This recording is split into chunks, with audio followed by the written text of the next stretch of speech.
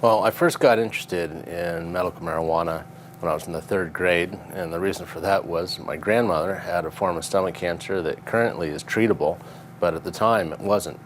And the physician had recommended using cannabis for her relief and to help her die with dignity like they do at hospices. And after that conversation, I spoke with my father and I asked him, I said, "I thought you told me drugs were bad, Pop." And he said, "You know, it's all about abuse." And he said, "If you abuse things, everything can be bad."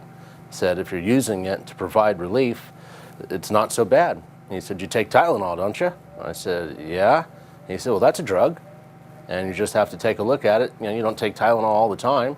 You take Tylenol when you have a fever, when you have an ache, or something to that extent." Well, medical cannabis can provide the same information. In 1996, they passed medical cannabis in California, which, what a great victory. Very interesting. So I found out more about this and how you would be able to get a recommendation. At the time, it was considered a prescription. I looked at the different dispensaries that are around and met up with a friend I had gone to high school with, who was one of the purchase managers. Asked how I could be involved, and he said, "We're looking for medical marijuana, medical grade, that we can provide to the patients." So I got into cultivating. I thought it'd be great. I never had the opportunity to grow anything before, but if I could grow something and put something together and be paid for my out-of-pocket expenses while helping others, it was a terrific idea. So I did that for about 4 to 5 years, and after that, I hooked up with the same gentleman. We decided to start the Green Door Cannabis Dispensary in Oakland, California.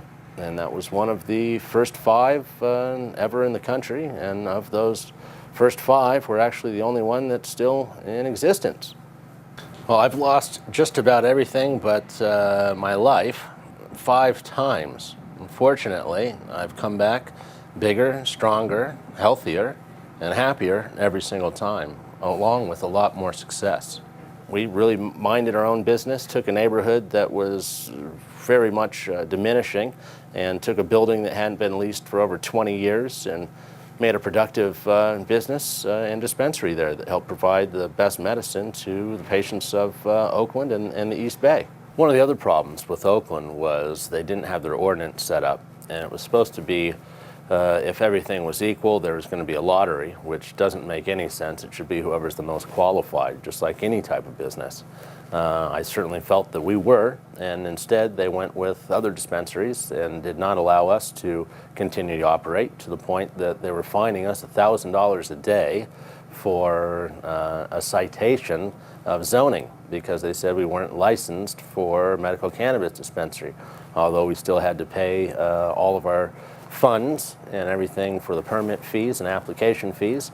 We were pretty much out on the street. We had to tell everybody that they no longer had a job, they no longer could support their families, and it wasn't because they weren't doing a good job, it was because they needed to find something else, because the city of Oakland wasn't going to allow us to operate lawfully. And I'm not in the business of committing crimes, I'm in business of being a professional. We had numerous different events in which the city had then decided, once we left there, that we received a letter from the State Board of Equalization saying that it's a clarification with regards to taxes that needed to be paid for sales tax. And the law says that any medicine prescribed by a physician is tax exempt. And that's what we went by, because essentially these were prescriptions. Then the federal government went after doctors saying, if you prescribe it, we're going to throw you in prison. So they then said what we could do is write a recommendation. So with a recommendation, there is no ex post facto, nor is there any grandfathering. So they said, we're really sorry that you don't have a job and you don't have a way to pay us, and we're kicking you out of your business. But you now owe the state of California's franchise tax board X amount of dollars for all the time that you were selling medical marijuana. So I had started that business originally with $10,000. I sold my truck for $8,500 and then $1,500 saved up in the bank. Used that, turned it into a very successful operation, and went on to end up having to leave that business after only 9 months. In which I thought we had done a tremendous job and created great opportunities for others.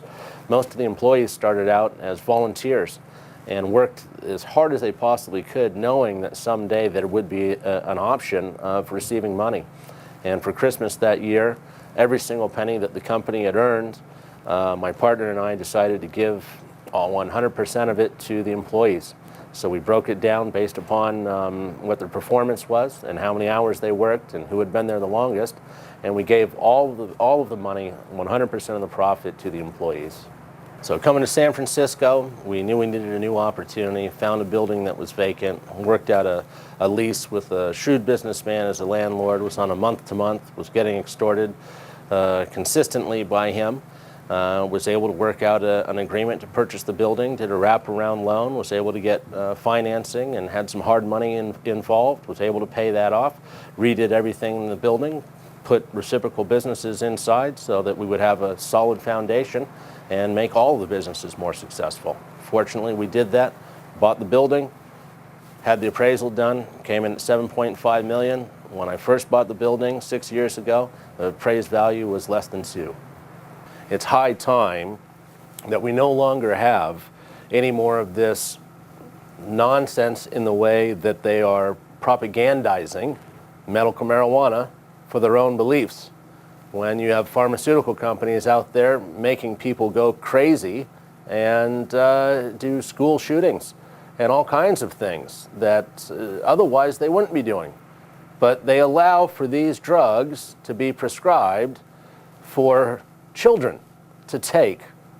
And it's just extremely frustrating to know that that's what our government currently is allowing, when there's so many other better, more sophisticated options out there that don't cause a threat to the public and only provide relief for patients using it.